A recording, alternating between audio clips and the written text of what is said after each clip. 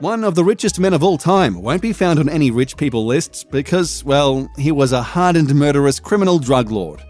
That would be Pablo Escobar, the undisputed king of cocaine from the late 70s to the early 90s.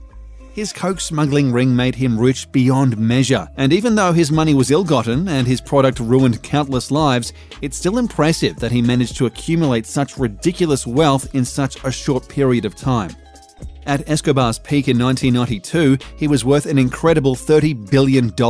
That number made him the second richest man on the planet, behind only the Sultan of Brunei. Translated into today's money, he would be worth around $58 billion, enough to make him the 8th richest man on Earth were he active today. Even if he were only worth $30 billion today, he would still rank in the top 30. He obviously didn't make this money by selling coke on the streets by himself. He ran the Medellin cartel, a Colombian drug ring that quickly rose to rule the cocaine world. At their largest, they controlled up to 90% of the US's cocaine and up to 80% of the global stash. It's no exaggeration to say that if you or someone you know was ever addicted to coke, it was probably because of Pablo Escobar. Thanks, you smug jerk. The cartel did this by smuggling an unbelievable amount of drugs. They owned an island in the Bahamas where large planes that smuggled cocaine from Colombia would land to refuel. While doing so, they would hand off the cocaine to smaller planes, which would fly to the US and put the white gold out in the streets. They did this 5 to 7 times a day at their peak. All in all, the Medellin cartel smuggled up to 15 tons of cocaine into the US each day. That's 30,000 pounds of coke 365 times over.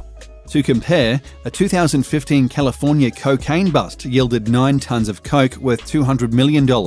Imagine that, almost doubled every single day for well over a decade. That's an unfathomable amount of money. Indeed, the cartel made up to $60 million a day from their work, since a kilo of coke could sell for upwards of $70,000 on the streets. Meanwhile, it only cost the cartel $5,000 to refine and smuggle each kilo into the States. Even paying their pilots up to $500,000 per flight didn't affect their bottom line.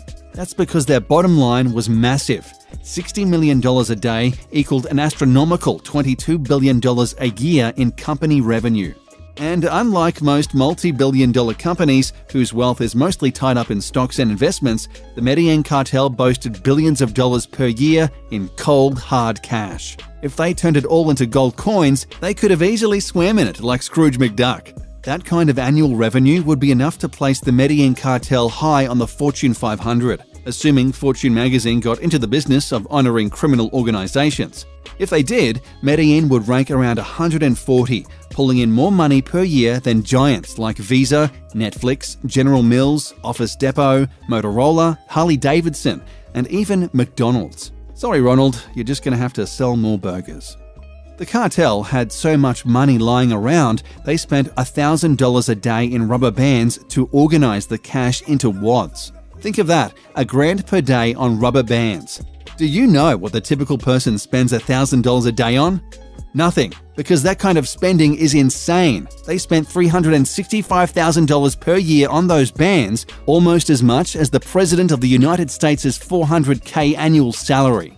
The cartel accumulated so much cash, they had no place to store it all. They couldn't deposit their billions of illegal dollars into a bank without setting off alarms, so they had to find other solutions.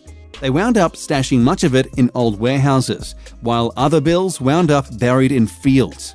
Roughly 10% of that money did not survive, being lost forever to water and other elements, ruining them beyond use. If not that, rats would simply chew the dough to shreds. That's $2.2 billion in cash written off for good every single year. With $2.2 billion, you could buy both the Miami Marlins and the New Orleans Pelicans, and still have $2 million left over to buy a 15-acre island in the Florida Keys.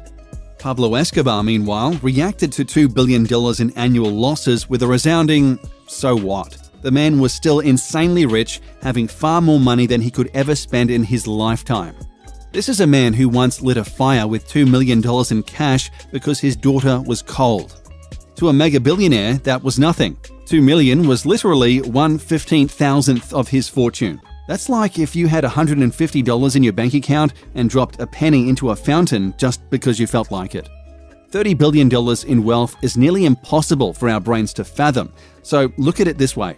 You would have to win the grand prize on Who Wants to Be a Millionaire 30,000 times and save every penny of your winnings to equal Escobar's fortune. Only you still couldn't match him because you would pay taxes on your winnings, something Escobar certainly didn't bother doing.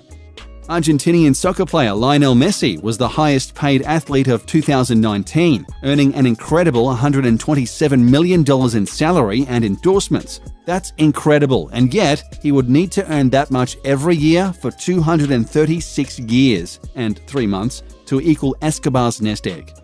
The US federal minimum wage is $7.25 an hour. To make $30 billion, a minimum wage worker would need to work 4,155,124,653.75 hours. Assuming a 40-hour work week, that would take 519,390,582 days, or just under 1,422,988 years.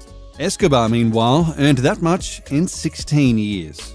His wealth was nearly beyond imagination, but it came at an incredible cost. The Medellin cartel murdered thousands of people and ruined untold millions of lives with their product. Plus, all that money didn't save Pablo Escobar himself from an early, violent death.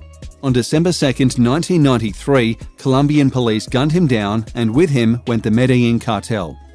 While we'd love to say that police confiscated his and his company's money, that is simply not the case. Virtually all of Pablo Escobar's fortune remains missing to this day, stashed in various well-hidden locales around the world.